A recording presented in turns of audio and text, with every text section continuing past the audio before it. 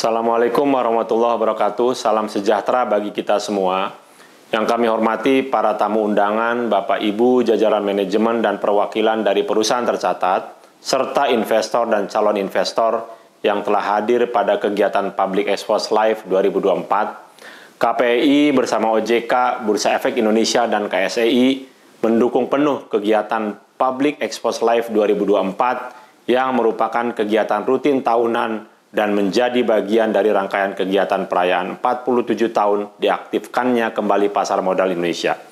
Pada tahun ini, kegiatan Public Expose Live diselenggarakan sejak tanggal 26 sampai dengan 30 Agustus 2024 dan dilaksanakan secara virtual dengan tujuan untuk memudahkan akses informasi bagi investor dan calon investor dari seluruh Indonesia dalam mendapatkan informasi terkini mengenai pasar modal. Bapak Ibu, para hadirin yang berbahagia, Public Expose Live merupakan upaya peningkatan literasi pasar modal melalui pengenalan profil perusahaan tercatat kepada investor dan calon investor di Indonesia. Dalam kegiatan tahun ini, terdapat 44 perusahaan tercatat yang akan memaparkan informasi terkait aksi korporasi atau rencana perusahaan yang akan dilakukan ke depan. Dengan mengetahui kinerja perusahaan tercatat dengan baik, Bapak Ibu investor dan calon investor dapat memiliki pemahaman yang komprehensif yang dapat dijadikan dasar dalam melakukan analisis saham sehingga diharapkan mampu melakukan keputusan investasi yang bijaksana. Akhir kata, saya mengucapkan selamat mengikuti kegiatan Public Expose Live 2024. Semoga kegiatan ini berjalan lancar dan sukses, serta tentunya dapat memberikan manfaat bagi Bapak Ibu investor dan calon investor, serta perusahaan tercatat. Terima kasih. Wassalamualaikum warahmatullahi wabarakatuh. Maju terus pasar modal Indonesia. Selamat pagi Bapak Ibu, Assalamualaikum warahmatullahi wabarakatuh. Salam sejahtera untuk kita semua. Kami ucapkan terima kasih atas kehadiran Bapak dan Ibu dalam acara Public Expose Live 2024 dalam rangka 47 tahun diaktifkannya kembali pasar modal Indonesia. Perkenalkan, saya David Sanoval dari IDA Channel selaku host yang akan memandu acara ini. Pada sesi Public Expose Live kali ini akan diisi oleh PT PP Persero Tbk atau yang dikenal dengan kode perdagangan PTPP. Bapak dan Ibu, PT PP Persero Tbk telah tercatat di Bursa Efek Indonesia sejak 9 Februari 2010. PT PP Persero Tbk masuk ke dalam sektor infrastruktur dan subsektor konstruksi bangunan. Dan untuk itu, mari kita simak video company profile berikut ini.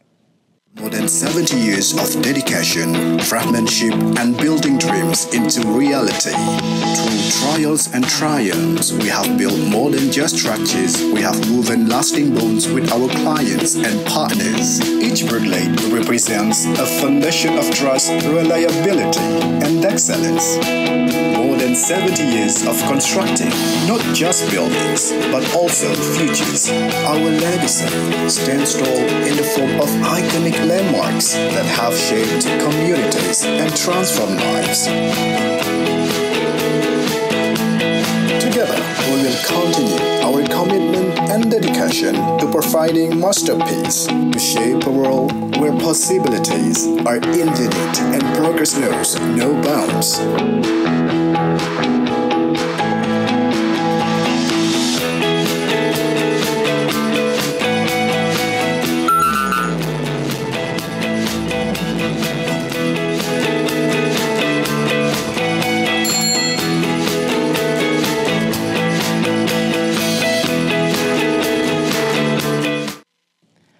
Dan Bapak Ibu, kita baru sama-sama saksikan video company profile dari PT PP Persero Tbk. Perlu kami ingatkan juga bahwa peserta Public Expose Live di 2024 dilarang merekam dan menyebarluaskan sesi Public Expose ini tanpa izin resmi dari Bursa Efek Indonesia. Dan selanjutnya hadirin yang kami hormati, saat ini telah hadir di hadapan Bapak dan Ibu manajemen dari Perseroan. Saya akan coba perkenalkan satu persatu. Yang pertama Bapak Agus Purbianto yang merupakan Direktur Keuangan PT PP Persero Tbk. Pak Agus, selamat pagi. Selamat pagi, Mas David. Terima kasih Pak Agus sudah bergabung pada pagi hari ini dan selanjutnya ada Bapak Igede Upeksa Negara yang merupakan Direktur Strategis Korporasi dan HCM. Pak Gede, selamat pagi Pak. Selamat pagi Mas David. Dan terakhir ada Bapak Yuyus Yuarsa yang merupakan Direktur Operasi Bidang Gedung PT PP Persero Tbk. Pak Yuyus, selamat pagi Pak. Selamat pagi Mas David, Bapak Ibu. Baik, selama acara berlangsung jika ada pertanyaan, kami persilakan Bapak dan Ibu peserta dapat menyampaikan pertanyaan melalui fitur Q&A yang ada di layar Zoom. Yang selanjutnya akan kami bacakan di sesi tanya-jawab selesai pemaparan perseroan dilakukan. Dan langsung saja kita akan menyaksikan pemaparan dan perseroan kepada manajemen dari PT PP Persero Tbk. Kami persilakan waktu dan tempat. Terima kasih Mas David. Selamat pagi, Assalamualaikum warahmatullahi wabarakatuh. Yang kami hormati Bapak Ibu investor, calon investor maupun peserta yang hadir pada acara Public Expose PT PP bulan Agustus tahun 2024. Pada kesempatan yang baik ini kita panjatkan puji syukur kehadirat Allah SWT di mana kita masih diberi nikmat sehat untuk bisa menghadiri dan nantinya kita berdiskusi pada saat paparan maupun tanya jawab di PT PP.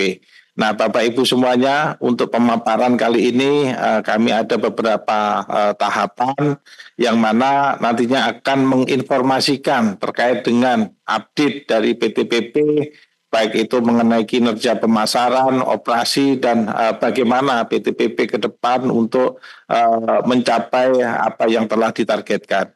Nah, di state awal ini tentunya tak kenal maka tak sayang, kami akan sampaikan video terkait dengan PP sekilas, terkait dengan visi misinya maupun area industri atau bisnisnya maupun grupnya. Untuk itu kami persilakan Bapak Ibu untuk menyaksikan video berikut.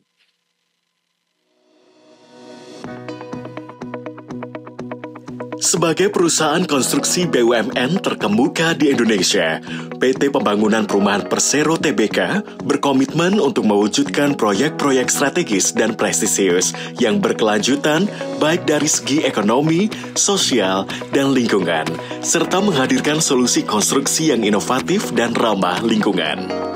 Dengan berpegang pada visi, yaitu menjadi kontraktor pilihan utama yang inovatif, unggul, dan berkelanjutan, didukung keuangan yang sehat.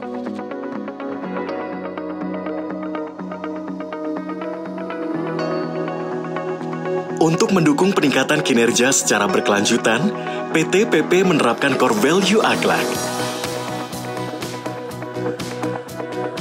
amanah, kompeten, harmonis, loyal, adaptif, dan kolaboratif. Berdasarkan hasil RUPS tanggal 24 April 2024, inilah susunan direksi PT PP.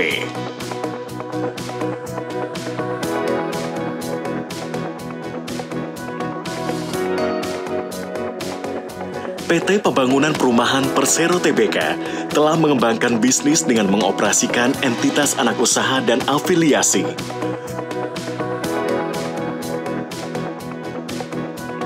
Diversifikasi bisnis PT PP terdiri dari dua pilar, yaitu konstruksi serta konsesi dan investasi.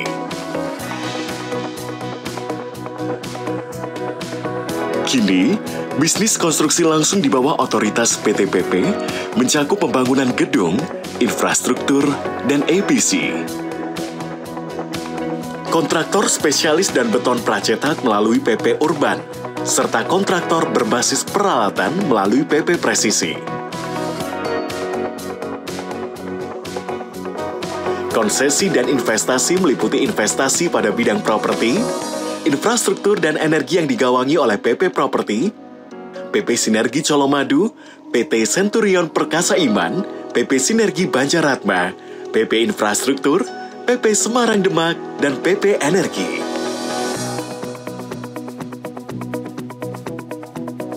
Berikut beberapa notable ongoing proyek PT PP.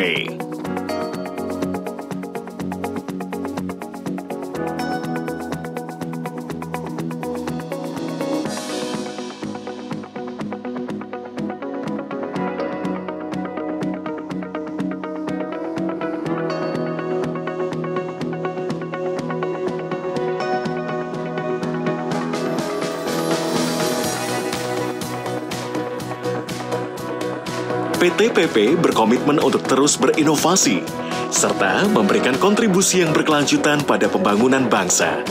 Kami lebih dari sekedar membangun gedung dan infrastruktur. Kami membangun masa depan yang berkelanjutan.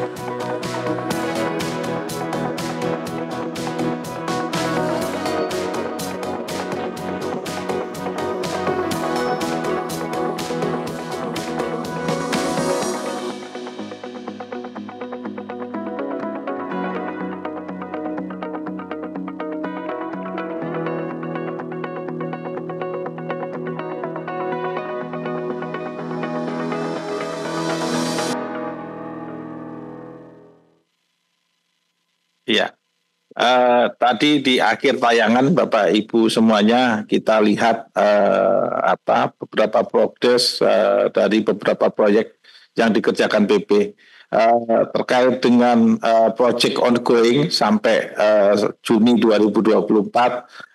Total proyek itu yang berjalan 105 proyek, di mana memang Jawa sebagai penyumbang terbesar dari proyek-proyek PP, terus juga disusul oleh Kalimantan ada 24 proyek. Ini memang paretonya ada di IKN, terus juga ada di Sulawesi ada 9 proyek, Sumatera 7 proyek, Nusa Tenggara dan Bali juga ada 7 proyek, dan Papua Maluku 4 proyek. Nah, untuk tahun ini atas proyek yang kita peroleh di tahun 2023 mulai berproduksi, yaitu di luar negeri ada di Filipina ada 2 proyek terkait dengan pembangunan MRT di sana, yang mana kita join dengan salah satu BUMN karya juga dari Indonesia. Next, berikut kami juga sampaikan kinerja perusahaan sampai dengan Q2 tahun 2024, di mana new contract kalau kita lihat 8 bulan ini kita hitung sampai Agustus, karena new contract ini bisa kita lakukan updatingnya ini cepat. Jadi kalau sampai dengan Agustus kita mencapai 17,3 triliun dari yang kita sasar nanti di 32 triliun. Jadi kalau kita bandingkan year on year memang ada ketidaktercapaian atau turun sekitar 22,96%, yang mana memang kejadiannya adalah terdapat beberapa proyek yang memang prosesnya mundur untuk tendernya, banyakkan di Q3 dan Q4. Nah, tentunya dengan berbekal long list yang sudah kita punyain, kita masih optimis untuk bisa nyampe target di tahun 2024 sebesar 32 triliun. Untuk revenue, kalau kita bandingkan dengan tahun sebelumnya ada kenaikan 9,28%, yang mana sampai dengan Q2 kita capai sebesar 8,7 triliun dari rencana tahun 2024 20,5. Nah, sedangkan EAT kalau kita lihat capaiannya ini turun sebesar 59,4.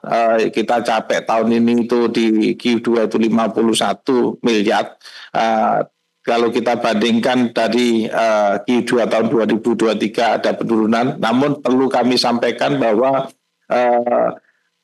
tekanan untuk capaian laba secara konsolidasi ini memang kami ada sektor di anak khususnya yang properti ini memang mengalami tekanan yang cukup dalam terkait dengan posisi market yang memang belum favorable.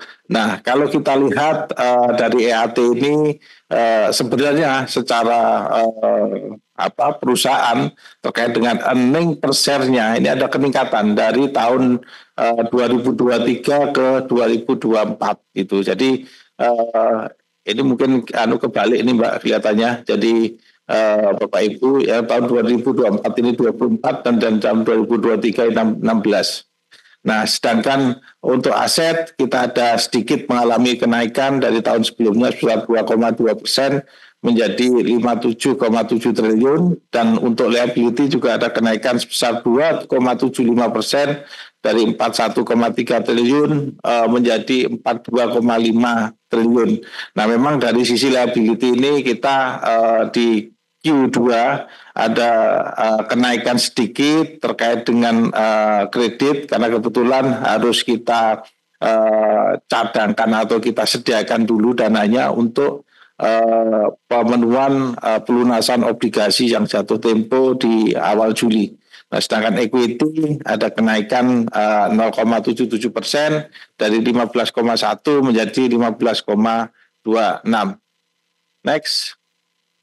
Nah, berikut kami sampaikan struktur dari kontrak yang kita peroleh sampai Agustus 2024 sebesar 17,3 T ini memang didominasi oleh government sebesar 38%, private 38%, dan SOE sebesar 24%. Dan nanti di akhir tahun 2024, SOE ini yang akan mendominasi sekitar 40%, disusul government 38% dan private 22%. Dan kalau kita lihat next dari bisnis lainnya, bisnis lines, bahwa perolehan yang terbesar ini masih di jalan dan jembatan, ini banyakkan jalan tol, itu sebesar 54%, disusul oleh gedung sebesar 28%, terus juga ada industri itu di 14%, industri ini lebih banyak terkait dengan proyek-proyek yang kita peroleh dari grup Main IT, terus spot, dan disusul dam dan lainnya. Next. Nah, untuk kinerja keuangan, Bapak Ibu semuanya, perlu kami sampaikan bahwa kontribusi terbesar sampai dengan Q2 tahun 2024 memang untuk segmentasi dari revenue ini pure dilakukan oleh parent, dikontribut oleh parent sebesar 71%, terus juga disusul oleh anak perusahaan yaitu di PP Presisi sebesar 20%, dan sisanya menyebar di anak perusahaan lainnya. Nah, tentunya kalau dari revenue segmentation ini dari sektor usaha, sebenarnya dari sisi konstruksi itu ya dari parent sama PP Pre. Jadi 91% itu didedicate oleh atau dikontribut dari sektor konstruksi. Untuk operating profit 66% tahun 2022 ini 2024 ini dikontribut oleh induk perusahaan atau parent company, dan 34 disumbang oleh subsidiary. Next. Nah, berikut adalah rasio-rasio keuangan. Kalau tadi aset sudah kami paparkan sebelumnya, untuk rasio keuangan, untuk operating profit di Q2 2024 ini mengalami pembaikan menjadi 12,99% dari tahun sebelumnya 12,15%. Untuk current ratio walaupun mengalami penurunan dari tahun sebelumnya dari 133 kali menjadi 122 kali, namun masih ambang batas karena covenant di perjanjian dengan lender kami itu masih di 1 kali.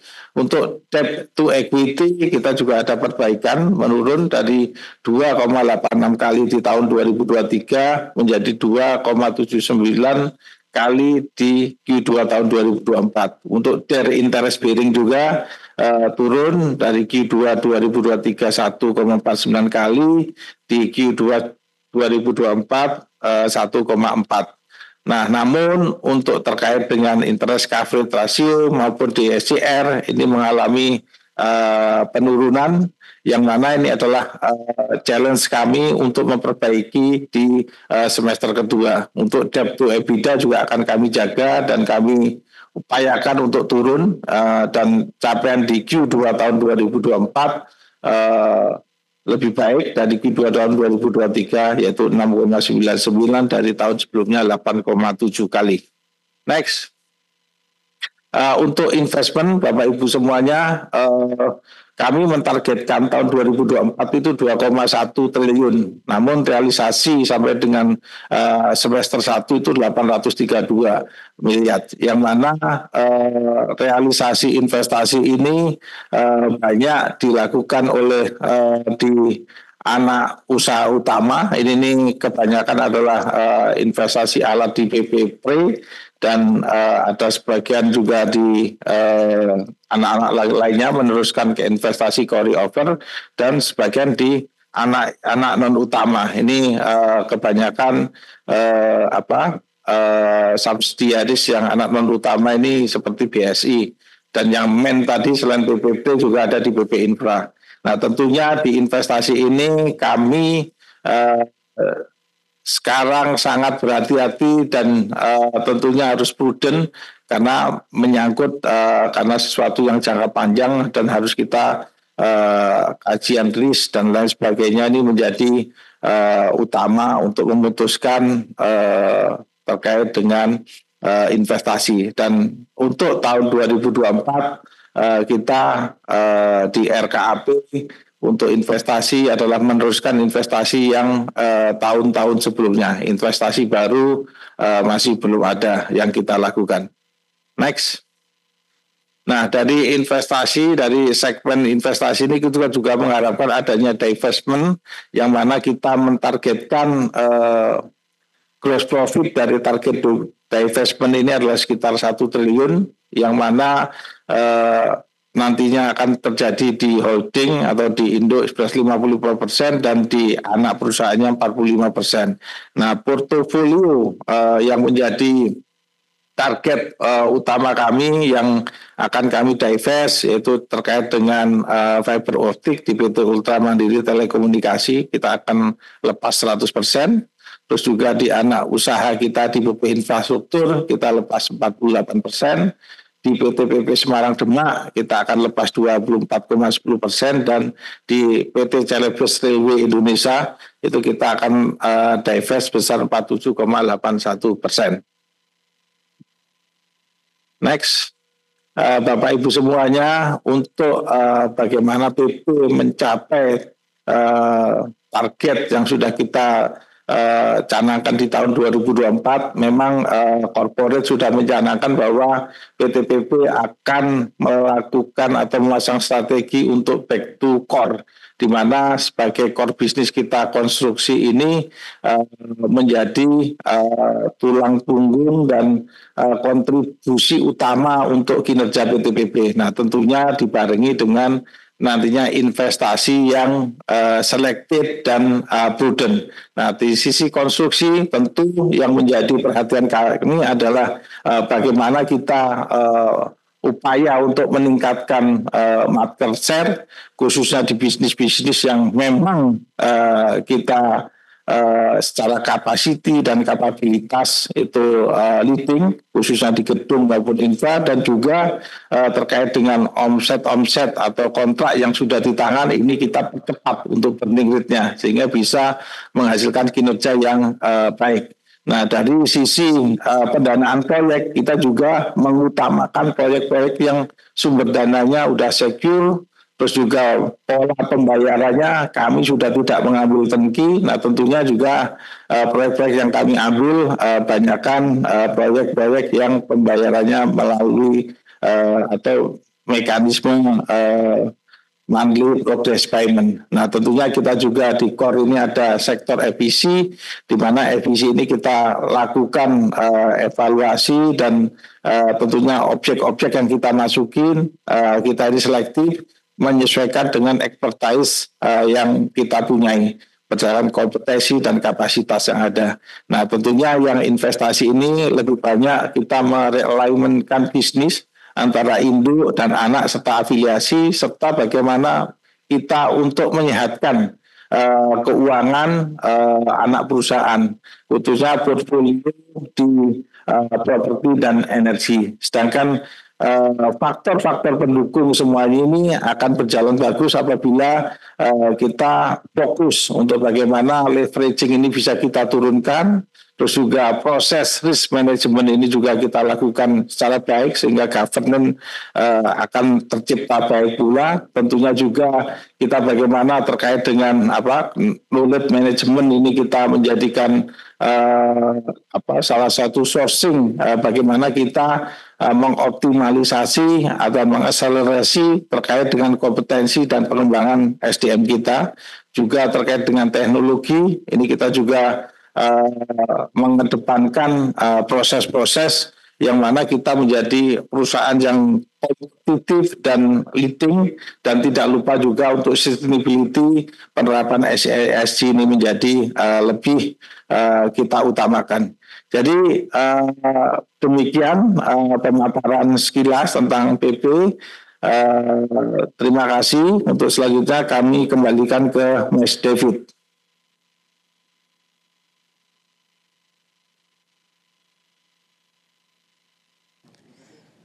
Baik Bapak Ibu, kami ucapkan terima kasih kepada perseroan atas pemaparan yang telah diberikan. Dan saat ini kita akan memasuki sesi tanya jawab.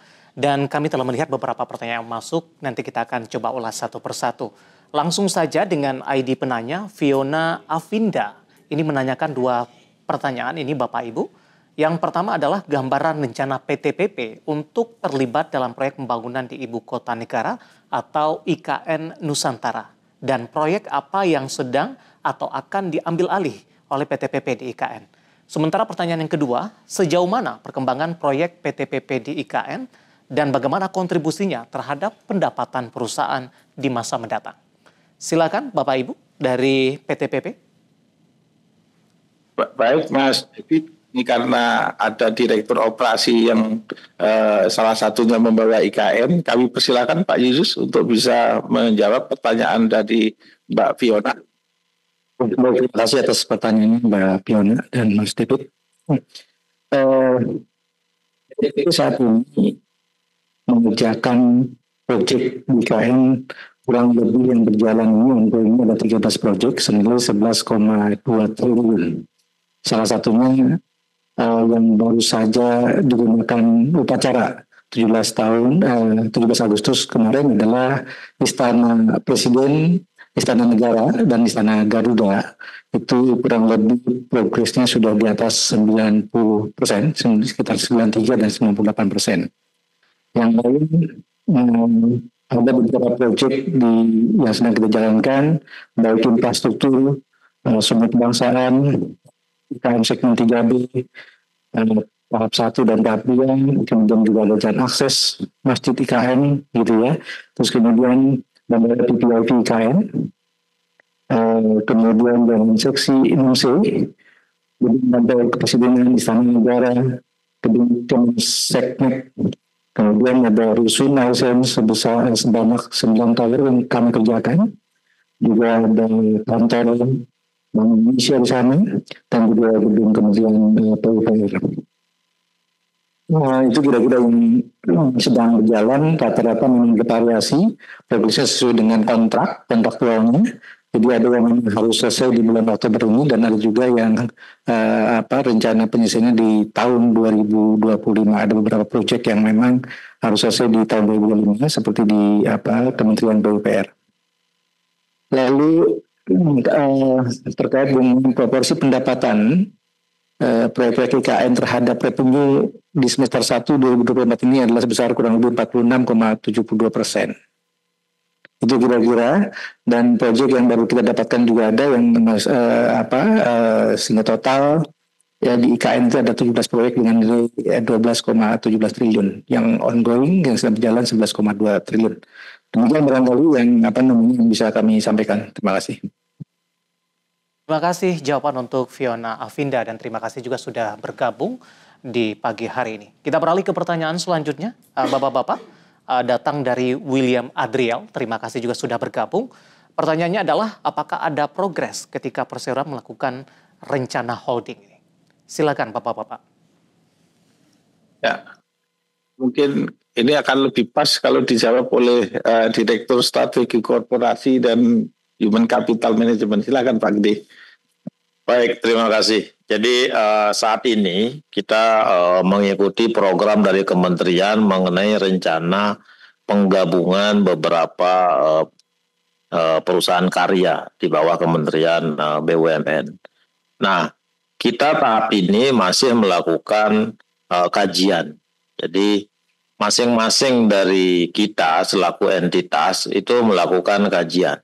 Jadi nanti hasil dari kajian ini yang akan menentukan arahnya kira-kira akan kapan dan mau model untuk holdingnya akan seperti apa. Tapi yang bisa saya sampaikan saat ini masih dalam tahap dilakukannya kajian, baik di kami di internal masing-masing perusahaan maupun secara bersama-sama.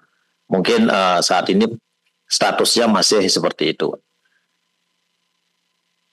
Terima kasih Pak Gede menjawab pertanyaan dari William Atriel dan terima kasih juga sudah bergabung pada pagi hari ini.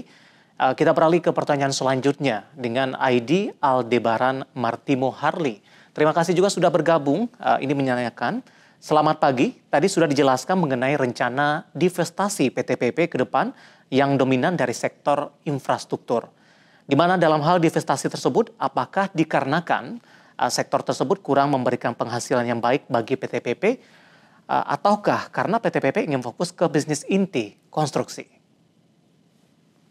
Ya, terima kasih Mas Aldebaran terkait dengan pertanyaannya. Jadi memang tujuan dari divestasi PP ini memang ada beberapa hal yang ingin kita capai. Yang pertama adalah terkait dengan strategi dari perusahaan, yang mana perusahaan back to core business, yang mana bisnis konstruksi ini menjadi utama di kami. Terus yang kedua adalah kalau kita lihat dari balance sheet kami, di mana tingkat leveraging kami menurut analisa dan evaluasi kami ini harus turun. Nah, tentunya terkait dengan penurunan leveraging itu adalah salah satunya dengan mendivest. Karena dengan mendivest ini kita akan bisa secara signifikan untuk menurunkan dari leveraging kami. Terus yang ketiga juga terkait dengan divestasi ini adalah satu salah kita untuk bagaimana memperbesar cakupan kapasitas dari perusahaan. Seperti misalnya PP Infra yang bergerak di spam. Nah, tentunya kita mesti menggandeng investor strategis yang mempunyai kapasitas dan kapabilitas yang lebih gede lagi sehingga kita bisa mengakselerate terkait dengan pertumbuhan di PP Infra. Nah, tentunya dengan beberapa pertimbangan tadi, divestasi itu kita lakukan. Demikian, Mas David. Iya, pertanyaan datang dari Aldebaran Martimo Harley. Terima kasih juga sudah bergabung. Kita beralih ke pertanyaan selanjutnya, Bapak-Bapak. Ini datang dari Anonymous Attende. Terima kasih juga sudah bergabung. Ini pertanyaannya adalah dengan sisa 4 bulan lagi, proyek besar apa yang akan menjadi andalan perusahaan untuk mengejar sisa 15 triliun untuk kontrak baru? Monggo, Pak Yus, di elaborasi. Baik, terima kasih atas pertanyaannya. Tersisa 4 bulan memang ada beberapa target kami, yaitu di infrastruktur itu masih kurang lebih 53% yang sedang kita sasar. Di jalan dan jembatan itu 37 sampai 40% kurang lebih, dan gedung itu masih ada 32%. Itu mungkin di beberapa di proyek IKN yang sedang proses tender sekarang juga dan di beberapa proyek BUMN. Kemudian juga ada industri ya 11% dan pelabuhan itu juga masih ada potensi di bagian itu 9% dan airport 5% serta lainnya. Kurang lebih mungkin proyek-proyek yang tersebar di dalam portofolio jalan dan jembatan gedung industri tadi yang saya sampaikan. Memang beberapa yang masih berproses di IKN, beberapa di sebagian besar mungkin di BUMN dan juga ada private. Terima kasih. Baik, terima kasih Bapak menjawab pertanyaan dari Anonymous Attende, di mana dengan sisa 4 bulan lagi, proyek besar apa yang menjadi andalan perusahaan untuk mengejar sisa 5 triliun untuk dari kontrak baru. Kita beralih ke pertanyaan selanjutnya, Bapak-Bapak. Tampaknya cukup menjadi perhatian dari para peserta. Pertanyaan cukup banyak masuk pada pagi hari ini. Selanjutnya dari Aditya Himawan. Ada dua pertanyaan Bapak-Bapak. Yang pertama, apakah tahun politik, pileg, pilpres, dan pilkada berdampak tidak pada kinerja bisnis PTPP di 2024? Sementara untuk pertanyaan kedua, berapa target pertumbuhan laba bersih dan pendapatan perusahaan secara full year di 2024? Ya, terima kasih Mas David. Ini akan dijawab oleh Direktur Strategi Korporasi, Pak Gede. Monggo. Baik, terima kasih Mas Aditya Himawan atas pertanyaannya. Kita di Indonesia ini sudah terbiasa dengan dinamika 5 tahunan menghadapi pilpres dan sekarang juga ada pilkada serentak. Jadi perusahaan sudah mengantisipasi akibat terjadinya pilpres ini. Salah satunya adalah dengan kita mengoptimalkan order book yang ada. Seperti kita tahu di tahun 2023 kita cukup punya order book yang besar sehingga kita mengupayakan burning yang lebih cepat untuk menjadikan laba. Demikian juga di 2024 ini kita mentargetkan ada kontrak baru di angka 32 triliun yang nantinya akan cukup untuk kita burning di 2025. Jadi sebagai gambaran rata-rata proyek-proyek carryover kita itu di angka 70%. Jadi dari proyek baru hanya 30%. Sehingga dampak daripada pilpres, kemudian pileg dan kebijakan-kebijakan baru pemerintah itu bisa kita stabilkan terhadap pertumbuhan perusahaan. Jadi untuk target ke depan dari perusahaan ini kita mengharapkan ada growth laba di kurang lebih di 3-5%, kemudian di revenue nanti di 2024 ini kita mengharapkan akan bisa kita capai sekitar di 20,5 triliun. Mungkin itu yang bisa saya sampaikan Mas David. Baik, kita beralih ke pertanyaan terakhir ini Pak, waktu kita cukup terbatas. Ada Kasrim SEMM MBA ini menanyakan dari semua proyek mana yang lebih dominan mendapatkan kontribusi dan target besar selain dari proyek-proyek yang dikerjakan di IKN? Baik, Mas Kasrim, terkait dengan proyek di luar IKN yang dominan memang di kita sesuai dengan apa yang saya paparkan tadi, kontribusinya banyak di Indo, di mana disupport oleh proyek-proyek gedung, entah itu capek dari BUMN, terus juga proyek-proyek jalan jembatan, ini jalan tol itu juga terbesar, dan port itu juga cukup besar juga. Nah tentunya juga kita bagaimana merambah ke sektor tambang melalui anak-anak perusahaan, yaitu melalui proyek-proyek hauling road maupun beserta maintenance-nya gitu. Saya kira itu jawaban yang bisa saya sampaikan untuk Mas siapa namanya tadi? Mas Kasrim, Bapak. Mas Kasrim. Iya. Kasrim. Baik. Oke. Terima kasih Bapak jawaban untuk Kasrim SEMM MBA. Dari semua proyek mana yang lebih dominan mendapatkan kontribusi terbesar apa selain dari IKN, dan semoga ini bisa menjadi referensi bagi peserta Public Expose Live untuk kali ini. Baik Bapak Ibu, waktu kita cukup terbatas. Terima kasih kepada Bapak Ibu dan manajemen. Demikian sesi tanya jawab Public Expose PTPP Persero Tbk. Oleh karena keterbatasan waktu, kami mohon maaf atas pertanyaan Bapak Ibu yang belum terjawab. Apabila terdapat pertanyaan lebih lanjut, Bapak dan Ibu bisa menghubungi Investor Relation atau unit terkait dari Expose PTPP Persero Tbk melalui portal komunikasi yang dimiliki Perseroan. Sebelum kami tutup, kami persilakan Bapak Agus Purbianto, Direktur Keuangan PTPP Persero Tbk, untuk menyampaikan closing statement. Terima kasih Mas David. Bapak Ibu investor, calon investor dan peserta yang hadir dan bergabung pada Public Expose Live PTPP tahun 2024 yang kami hormati, mengakhiri agenda Public Expose pada hari ini, kami ingin mengucapkan terima kasih atas perhatian dan kehadiran Bapak Ibu sekalian. Kami berharap informasi yang telah kami sampaikan dapat memberikan gambaran yang lebih jelas mengenai kinerja dan prospek PTPP ke depannya. PTPP terus berkomitmen untuk menjalankan strategi berkelanjutan, inovatif, dan adaptif dalam menghadapi tantangan pasar serta senantiasa memberikan nilai tambah bagi seluruh pemangku kepentingan. Kami optimis bahwa dengan dukungan dari seluruh pihak, PTPP akan terus bertumbuh dan menciptakan peluang baru di masa mendatang. Sebagai penutup, kami menyampaikan apresiasi yang sebesar-besarnya atas kesediaan Bapak Ibu, baik investor serta calon investor yang telah mengikuti kegiatan Public Expose Live PTPP Persero TBK bersama IDX. Semoga pelaksanaan Public Expose Live hari ini dapat terus meningkatkan kualitas keterbukaan informasi PTPP kepada seluruh stakeholder dan juga dalam rangka menambah minat masyarakat untuk berinvestasi di pasar modal. Sekian yang dapat kami sampaikan. Wassalamualaikum warahmatullahi wabarakatuh. Kami kembalikan ke Mas David. Baik, terima kasih Bapak Agus Purbianto, Direktur Keuangan PT PP Persero Tbk, atas closing statement yang disampaikan.